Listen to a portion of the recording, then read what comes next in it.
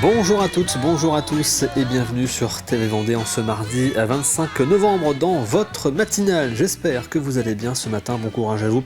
Et si vous apprêtez dans quelques instants à prendre le chemin du travail ou bien des cours, bon appétit.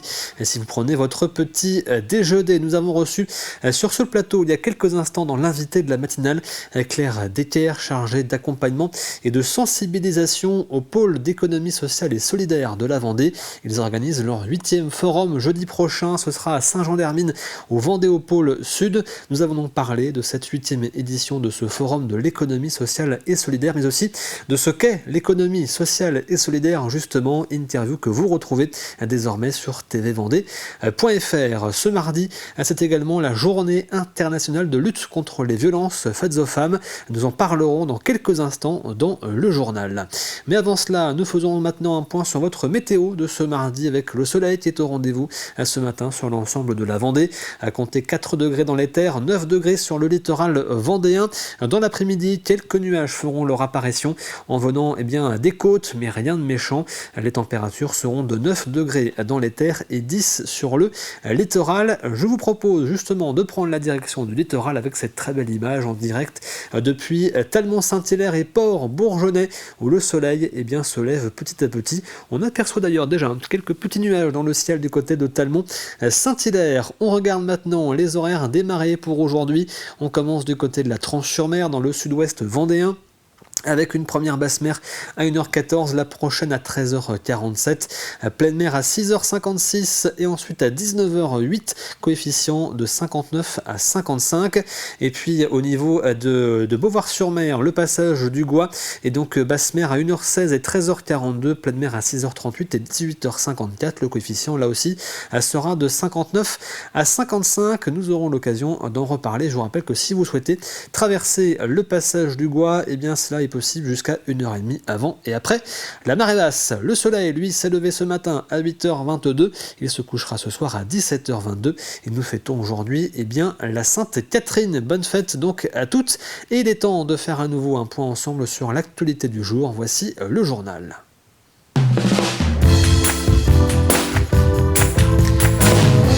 Et nous commençons ce journal par revenir sur cet incendie qui s'est déroulé hier en fin de journée à Esnay. Les secours sont intervenus pour un feu dans une maison. 18 sapeurs-pompiers ont été mobilisés ainsi que la gendarmerie nationale. Les flammes situées au rez-de-chaussée dans la salle à manger ont pu être maîtrisées à l'aide d'une lance. Une femme de 70 ans a été retrouvée dans l'habitation en arrêt cardiaque. Malgré l'intervention des secours, elle n'a pu être réanimée. Ce mardi, c'est donc la journée internationale de lutte contre les violences faites aux femmes. Des violences qui peuvent prendre parfois la forme de harcèlement, comme le harcèlement de rue. Remarques insistantes, sifflements, gestes déplacés. Le harcèlement de rue est un délit passible de 3 750 € d'amende. À La Roche-sur-Yon, le dispositif Angela offre depuis un an une réponse à ce problème. Né en Angleterre, ce dispositif s'appuie sur une étiquette rose apposée à l'entrée des bars, des commerces, des restaurants, des cinémas ou encore des salles de spectacle. Un sigle simple qui permet d'identifier des lieux où toute personne victime de harcèlement peut se réfugier et être prise en charge immédiatement. Un reportage de Louise Viadger. Rentrer dans un bar pour se sentir en sécurité, c'est le réflexe de beaucoup de femmes confrontées au harcèlement de rue. Elle sortait du théâtre, je crois. Elle était suivie et donc la personne qui la suivait n'est pas rentrée ici. Elle est rentrée ici, on a appelé le commissariat, ils ont envoyé une voiture. Et ils ont interpellé justement la personne qui la suivait. Ce bar a une étiquette rose, Angela.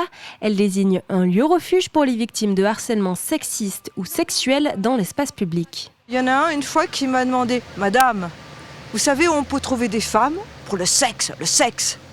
Et c'est là que j'ai pris conscience que malheureusement, on était passé dans une sorte de zone et de temps de prédation, et spécifiquement de la femme. Alors je pense que des dispositifs comme Angela ont toute leur place.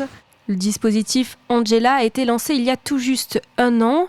Aujourd'hui, 62 établissements ont sensibilisé leurs employés à aider des victimes de harcèlement de rue. Il doit l'accueillir dans un lieu un peu à l'abri des clients, pouvoir l'asseoir, lui demander s'il y a besoin de passer un coup de fil, le rassurer, écouter, être à l'écoute de ses premiers moments d'insécurité et puis de pouvoir lui poser d'éventuelles questions sur une personne à appeler pour venir la chercher et si besoin, s'il y avait besoin, même d'aller vers les forces de l'ordre et appeler la police. Selon une évaluation de la ville faite auprès des établissements partenaires, le dispositif a été utilisé à 3 reprises depuis sa mise en place.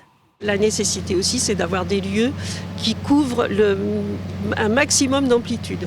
D'où des commerces, des bars, les cinémas, vraiment un ensemble, nos services municipaux bien entendu, aussi le service de bus, donc Impulsion, et qui là du coup rayonne sur l'agglomération. La loi réprime le harcèlement de rue d'outrage sexiste ou sexuel. Il est puni de 1 500 € d'amende. Et rappelons que les violences faites aux femmes ne se limitent pas au harcèlement de rue, elles peuvent être également conjugales, physiques, psychologiques ou même administratives. En Vendée, le Centre d'information sur les droits des femmes et des familles, le CIDFF, est présent pour accompagner les victimes avec 18 lieux de permanence. Le CIDFF assure une assistante juridique, une aide au retour à l'emploi et mène des actions de sensibilisation. En 2025, 80% des demandes reçues par le centre concernent des violences conjugales. Et toutes violences confondues, les sollicitations ont augmenté de 21% en un an. La préfecture de la Vendée, de son côté, a consacré un budget de 1,5 million d'euros pour renforcer la protection des victimes et la formation des professionnels. Un budget en hausse de 11% cette année. On peut constater qu'en milieu rural, il est parfois difficile de s'informer, de pouvoir en parler, parce que surtout dans les petits villages, tout le monde se connaît. Donc c'est beaucoup plus compliqué pour elles de faire des démarches dans ce sens-là. C'est dans cette optique-là que nous, on a énormément développé nos permanences juridiques en milieu rural. On a aujourd'hui 18 permanences au total, dont le siège social, mais on s'est énormément déployé sur le territoire pour pouvoir recevoir physiquement ces femmes victimes. Et on se rend compte quand on ouvre une permanence juridique en milieu rural, eh bien, on a des victimes qui viennent nous voir, qui ne seraient jamais venues nous voir sur La Roche-sur-Yon ou ailleurs. Donc, il est vraiment important d'être auprès de ces femmes-là pour qu'elles puissent obtenir l'information, parce que autant dans une grande ville comme La Roche-sur-Yon, c'est assez facile de s'y déplacer et de pouvoir avoir affaire aux structures concernées, mais on voit bien qu'en milieu rural, c'est beaucoup plus compliqué pour elles. On évalue sur les crédits qu'on verse aux associations, donc c'est 1 500 000 en Vendée. Donc c'est l'aide directe aux associations, donc c'est assez considérable. Je ne parle pas du financement des postes de fonctionnaires, notamment de gendarmes et de policiers. Donc c'est quand même considérable. C'est plus 11% cette année par rapport à 2024. Et là, on va voir ce que va donner le budget, mais il n'y a pas du tout de diminution prévue. C'est aussi l'aide de la CAF, de 250 000 € qui sont versés à des femmes qui quittent le domicile et qui ont besoin de se reloger. Donc c'est une aide très très utile, très efficace.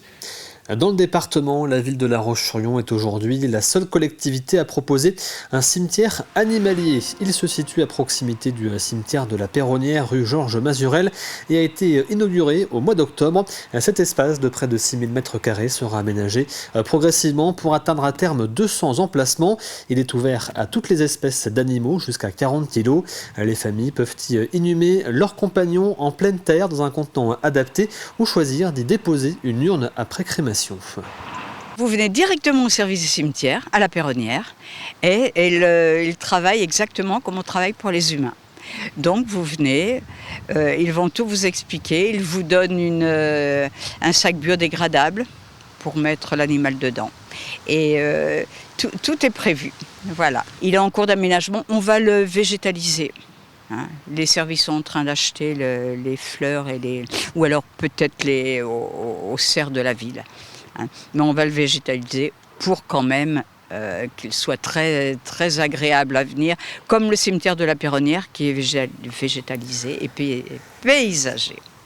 Nous prenons maintenant la direction de la commune de Montreuil où un tableau datant du XVIIe au XVIIIe siècle représentant Sainte-Barbe retrouve une nouvelle vie. L'œuvre très abîmée a été restaurée grâce aux élèves du lycée Rabelais de Fontenay-le-Comte en option Histoire de l'art dans le cadre du programme Le plus grand musée de France, un programme porté par la Fondation pour la sauvegarde de l'art français dont nous vous parlions déjà hier matin. Ce dispositif permet à des lycéens de choisir une œuvre ou un objet patrimonial qu'ils souhaitent restaurer, puis de défendre leur choix lors d'un concours d'éloquence. La restauration est ensuite financée par la Fondation, le Conseil régional et la commune. Pour ce tableau, 7 mois de travail ont été nécessaires pour lui redonner son éclat. Surtout, c'est une peinture sur bois et c'est vrai qu'il n'y en a pas beaucoup, surtout dans la région, et c'est un matériau que j'aime beaucoup. Donc là, j'ai vraiment pris plaisir de travailler sur ce type de peinture. Sainte-Barbe, en plus, elle est un petit peu moins courante que d'autres scènes religieuses. Et elle était dans un tel état que même pour moi, c'était presque comme un défi de devoir la restaurer. La commune étant propriétaire de ce tableau, effectivement, on est un peu à l'initiative, mais pas que, parce que c'est Madame Durand, la conservatrice déléguée du conseil départemental, qui est venue me voir au début de mandat pour faire un recollement de ce tableau et vérifier son état de conservation. Et là, on a pris conscience que son état était très très dégradé et qu'il était urgent de faire quelque chose. Donc j'ai décidé avec l'ensemble de mon conseil de voter une enveloppe pour cette restauration. À cinéma maintenant avec ce tournage de film qui s'est déroulé la semaine dernière au château de la Bijoire à Saint-Vincent-sur-Grand. Le projet d'un jeune réalisateur français, Jordan Inconstant, intitulé Welcome to the Moonlight Palace, une réinterprétation moderne et fantastique du célèbre jeu d'enquête Le Cluedo. Son projet a séduit avec un casting international. On y retrouve notamment l'acteur français Bernard Farcy et 2 acteurs américains, Kevin McNally et Lee Arenberg. Florian Wozniak et Louise Viadger ont pu les accompagner lors d'une journée de tournage dans ce somptueux décor. Les meurtres s'enchaînent dans cet hôtel. Welcome to the Moonlight Palace, c'est une histoire digne d'un polar qui propose une réinterprétation moderne et fantastique du Cluedo. C'est intéressant parce que ça permet de maintenir son rôle. Est-ce qu'on finalement on est complice, pas complice? Parce que bien sûr, je ne vais pas spoiler le tournage. En termes d'acting notamment, où là, c'est de garder un sang-froid, d'avoir une relation avec son père qui, par moments, elle peut paraître complice et à d'autres moments, là, qu'on prend sa distance. Est-ce que les intentions sont toujours bonnes? Est-ce qu'elles sont mauvaises? Bref, en fait, on véhicule plein de pensées émotionnelles, plein de personnages, tout en restant une seule identité, en tout cas d'apparence pour le film. Jordan Inconstant, le réalisateur a choisi le château de la Bijoire près des Sables d'Olonne, une bâtisse du 19e siècle et qui donne autant le ton au film que les costumes et le caractère des personnages. Des acteurs américains ont traversé l'Atlantique pour participer au tournage. L'avantage, c'est qu'on a vraiment un brassage. Comme c'est censé être dans un hôtel de luxe, il n'y a pas que des Français, il y a des Américains, il y a d'autres... Il y a des accents, et là pour la première fois en plus, Kevin McNally et Lee Arenberg jouent en français. Donc c'est intéressant de donner en plus la réplique à des acteurs comme eux qui ont côtoyé Johnny Depp, Tom Cruise. Et là, dans ce contexte-là, vous donnez la réplique au doubleur de Johnny Depp ou à Bernard Farcy. C'est original et à la fois intéressant. Toute l'équipe de ce court-métrage a vécu en huis clos pendant une dizaine de jours. Une expérience hors caméra qui fera la différence à l'écran. Au final, on entre dans l'univers de Jordan. Il est vraiment un réalisateur unique puisqu'on travaille avec une même famille. Du coup, quand on arrive sur le plateau, on a des liens d'amitié, une dynamique se crée et ça donne une dimension supplémentaire au travail. L'amitié crée une alchimie plus forte. Un résultat à découvrir sur grand écran dans un an, en fin 2026. C'est la fin de ce journal. On refait maintenant ensemble un point sur votre météo du jour avec le soleil qui est présent donc ce matin sur la grande partie, sur l'ensemble d'ailleurs même du département. Au niveau des températures, il est annoncé 4 degrés dans les terres, 9 degrés sur le littoral. Dans l'après-midi, les conditions vont rester similaires. Quelques nuages feront leur apparition sur le littoral, mais rien de méchant. Comptez cette fois-ci 10 degrés donc sur la côte vendéenne et 9 degrés dans les terres. Il est temps maintenant de passer au plus de l'info du jour.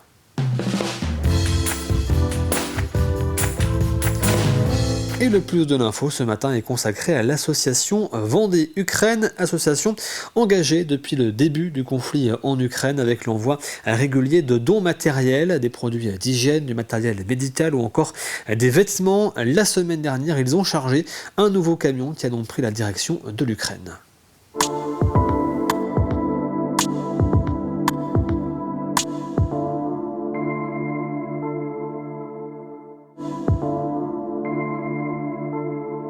Ce matin, la mission était de bien remplir le camion pour 3 destinations très importantes suite au bombardement.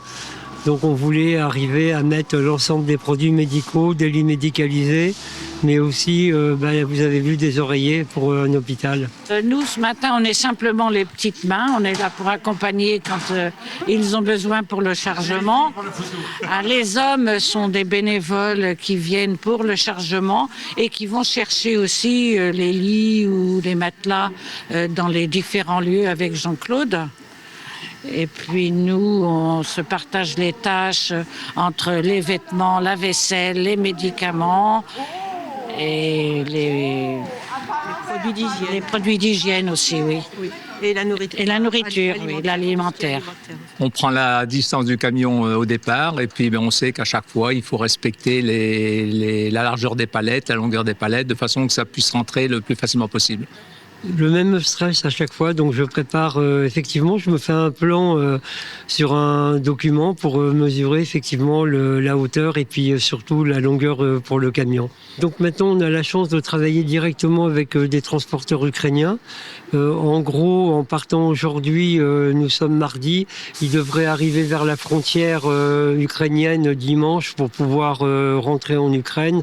Et en principe, lundi, ils seraient déchargés sur effectivement les 3 villes où ils vont se rendre, à Odessa, à Rvino et puis à Khmelnytsky.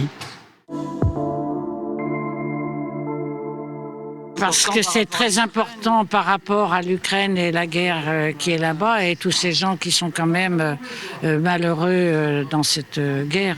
Et nous, on a quand même tout ce dont on a besoin, on est en paix, donc c'est normal de partager et de les aider. Et comme on a du temps, on préfère mettre notre temps libre à profit pour aider. Mais la motivation, c'est surtout l'utilité que vont avoir ces lits quand arrivés là-bas et puis aider Jean-Claude qui, lui, s'en occupe vraiment à 200% de ce qu'il pourrait faire.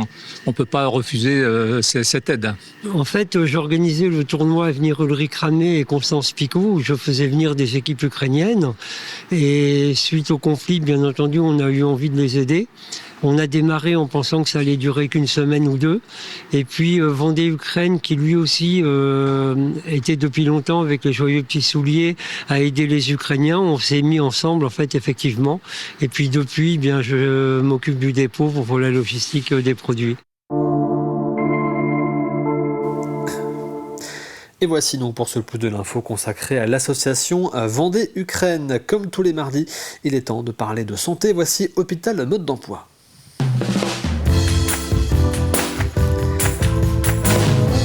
Et ce matin, nous allons à la rencontre de Tiwi. Tiwi est un chien d'assistance rattaché notamment à l'UAPED, l'unité d'accueil pédiatrique et de l'enfant en danger, et également rattaché au tribunal de La Roche-sur-Yon. Sa présence permet d'apaiser les échanges avec les enfants reçus par l'unité. Le CHD de La Roche-sur-Yon est le 15e hôpital de France à bénéficier d'un chien d'assistance. Voici donc Hôpital Mode d'Emploi en collaboration avec les hôpitaux de Vendée. Il y a de ça quelques années, en fait, l'enfant partait le lundi au commissariat, le mardi, il venait voir un médecin, le mercredi, il allait voir un psychologue. Là, maintenant, c'est les professionnels qui vont vers le mineur. Donc, le mineur vient ici et dans une unité de temps, de lieu et d'action, on le prend en charge. On a un accueil par un psychologue, une audition qui est faite par des gendarmes ou des policiers formés à la technique d'audition non suggestive pour les mineurs, NICHD.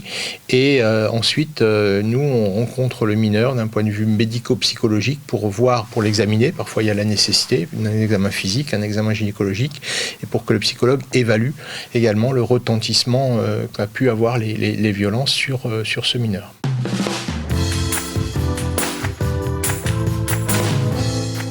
Le projet est assez ancien. Il a été initialement à l'initiative d'Émilie Reynaud, qui est la présidente à l'époque du tribunal des Sables et qui maintenant est présidente au tribunal de La Roche-sur-Yon, et qui avait envisagé ce projet. Alors il faut réunir des fonds.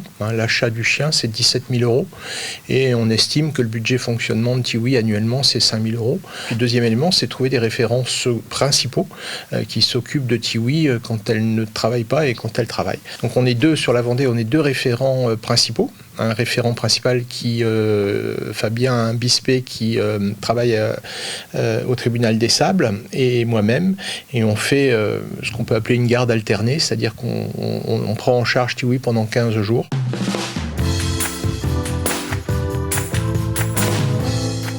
On accueille des mineurs qui ont été victimes de violences et l'idée, c'est que l'audition se passe le mieux possible et que l'entretien médico-psychologique se passe le mieux possible. Et Tiwi est là pour apaiser. Je pense que c'est sa principale fonction. Les commandes, c'est Tiwi genou, donc elle peut se mettre sur les genoux, les deux pattes sur les genoux. Tiwi menton, elle peut poser son menton. Tiwi coule, où elle va se coller pour l'apaiser. Puis le simple fait pour le mineur de pouvoir la caresser, de pouvoir, vous voyez comment elle est là maintenant, en fait, de pouvoir être avec elle, ça aide à calmer et à apaiser.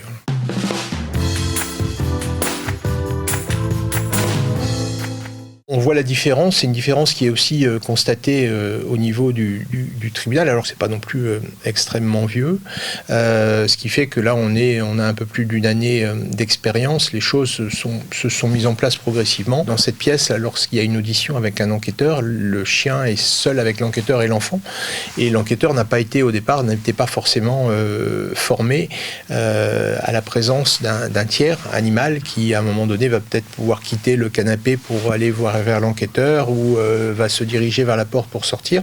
Donc on a sensibilisé les enquêteurs toujours avec l'aide d'Andy Chien à gérer ces moments, et c'est vrai qu'on optimise de plus en plus au fil du temps la présence de Tiwi.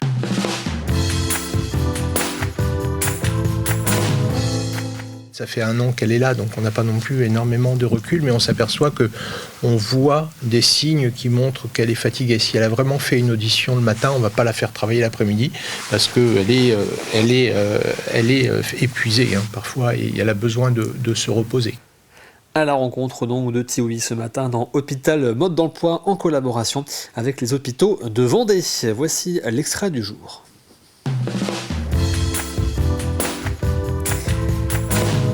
Et l'extrait ce matin, c'est un nouveau numéro de Enjeux majeurs consacré pour ce numéro au syndrome du bébé secoué en Vendée. Le syndrome du bébé secoué désigne un traumatisme crânien non accidentel entraînant parfois des liaisons du cerveau.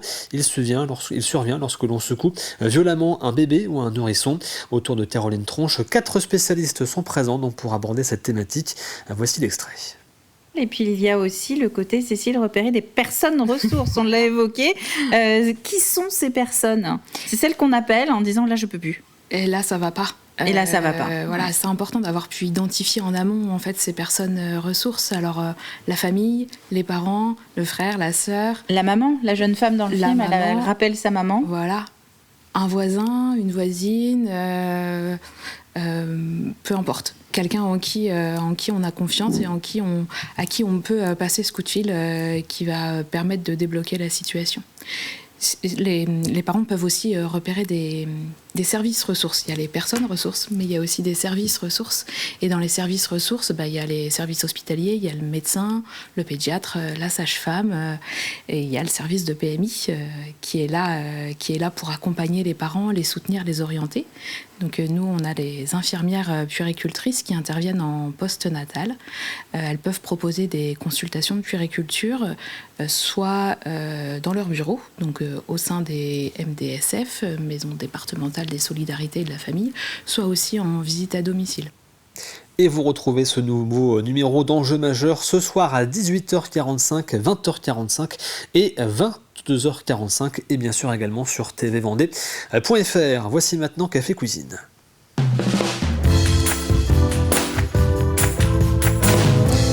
À gagner cette semaine dans Café Cuisine, je vous le rappelle, c'est un sapin Norman Extra de 100 à 125 cm offert par la sapinière à sapin, l'un des 2 seuls producteurs de sapins naturels dans le département. Pour espérer le remporter, il vous faut trouver la réponse à la question de la semaine que voici. Quel artiste vendéen a réalisé la fresque La Vendée installée dans le nouvel hôtel de ville de La Roche-sur-Yon? Et voici l'indice du jour, deuxième indice de cette semaine. Le style de cet artiste mêle modernisme et touche classique avec un goût prononcé pour les paysages et l'histoire locale. Je répète, le style de cet artiste mêle modernisme et touche classique avec un goût prononcé pour les paysages et l'histoire locale. Rendez-vous sur tvvendée.fr, rubrique le jeu de la matinale pour tenter à votre chance. Vous y retrouvez bien sûr la question et l'ensemble des indices jour après jour et vous avez jusqu'à vendredi midi. C'est la fin de cette matinale. Merci à vous de l'avoir suivi. L'actualité revient bien sûr à 12h30 avec le journal présenté par Aurélien Huard. Quant à moi, je vous retrouve demain à partir de 7h. Très bonne journée à toutes et à tous devant TV Vendée, bien sûr. À bientôt.